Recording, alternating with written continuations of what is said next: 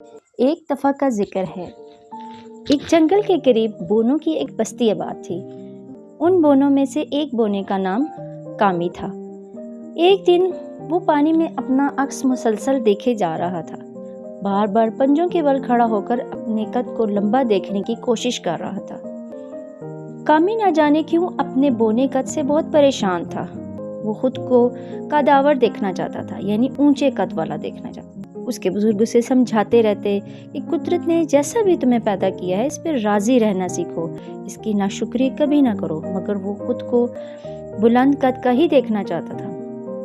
بستی کے قریب ہی جنگل کے پار ایک پہاڑی تھی۔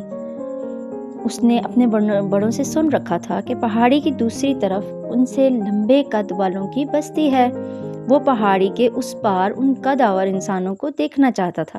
ایک دن جنگل سے ایک ہاتھی بھٹکتا ہوا ان کی بستی میں آ گیا۔ بونوں نے اس کے پاؤں تلے دبنے کے خوف سے جگہ جگہ چھپنے لگے۔ کامی بھی قریب ہی ایک پہاڑی پر چڑھ گیا اپنی جان بچانے کی خاطر۔ کچھ ہی دیر میں وہ پہاڑی کی چوٹی پر چڑھ گیا۔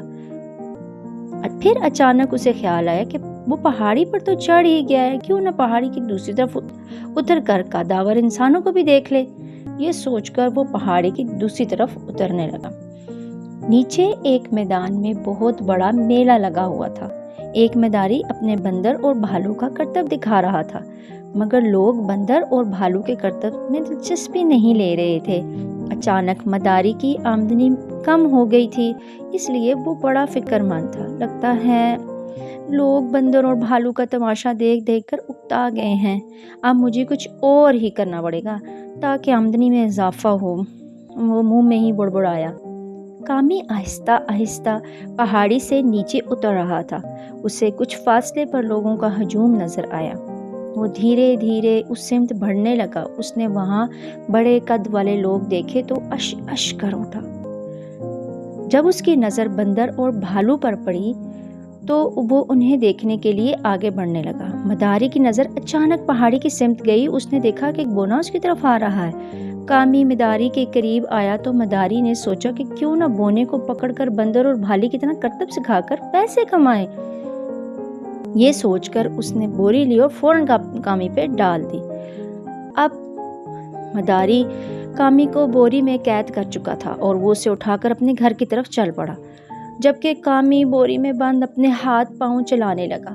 گھر پہنچتے ہی اس نے بوری کا منہ کھولا۔ کامی فوراً باہر نکلا۔ مداری اسے دیکھ کر خوشی سے مسکراتے ہوئے بولا، اب مزہ آئے گا نا تماشا دکھانے کا۔ کون ہو تم؟ مجھے یہاں کیوں لائے ہو؟ کامی غصے سے بولا۔ اب تم یہیں میرے پاس رہو گے، یہ بندر اور بھالو تمہارے ساتھی ہیں۔ یہ کہتے ہوئے اس نے بندر اور بھالو کے پاس ہی کامی کو باندھا اور گھر سے باہر چلا گیا، جبکہ کامی چیختا رہ گیا، اب چیخنے اور چلانے کا کوئی فائدہ نہیں، اب تم ہمیشہ ہماری طرح اس مداری کے رحم و کرم پر رہو گے۔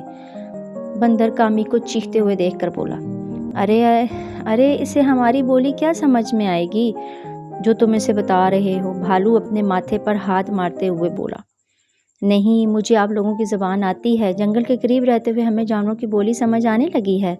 کامی نے کہا، ارے واہ، پھر خوب گزرے گی جب مل بیٹھیں گے مجبور تین۔ بندر نے کلا بازی کھائی، لیکن تم اپنی بستی کو چھوڑ کے یہاں کیوں آئے ہو، جبکہ بونوں کی بستی تو الگ بات ہے؟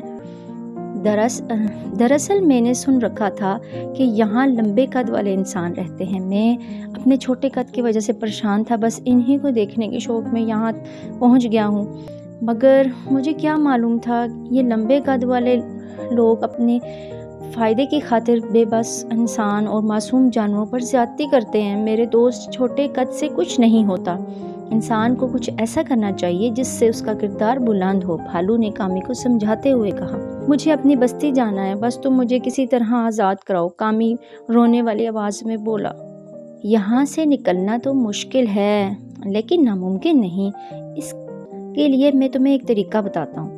بندر نے رازداری والے انداز سے اسے کہا۔ وہ کیا؟ کامی نے پوچھا۔ بندر نے آہستہ آہستہ اسے بتانا شروع کیا، جسے سن کر کامی کی آنکھیں خوشی سے چمک اٹھی۔ رات گزر گئی، پھر صبح ہوئی۔ سورج طلوع ہو چکا تھا۔ مداری نے سب سے پہلے بونے کو عوام کے سامنے اپنا کردار ادا کرنے سے متعلق ہدایات دی اور پھر اس کی کمر میں رسی ڈال کر بندر اور بھالوں کے ساتھ میلے کی طرف روانہ ہوا۔ وہاں پہنچ کر اس نے لوگوں کی توجہ حاصل کرنے کے لیے ڈگڈگی بجانا شروع کی۔ لوگوں کی توجہ حاصل ہوئی تو اس نے کہنا شروع کیا، آج پہلی بار ہم آپ کو ایک بولے کا کرتب دکھائیں گے۔ پھر اس نے کرتب دکھانا شروع کیا۔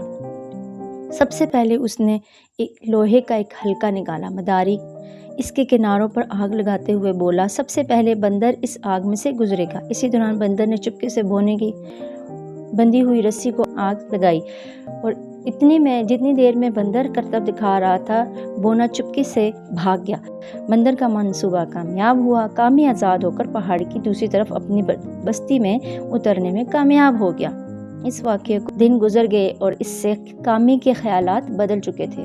وہ اپنے قد کو کوسنے کے بجائے اب اپنے بستی کے لوگوں کی فلاح و بہبود کے کاموں میں لگ گیا اور اپنے عمل اور کردار کو سے قدآور بننا چاہتا تھا، کیونکہ وہ سمجھ گیا تھا کہ انسان چھوٹے قد سے نہیں ہوتا بلکہ اس کا کردار بلند ہونا چاہیے۔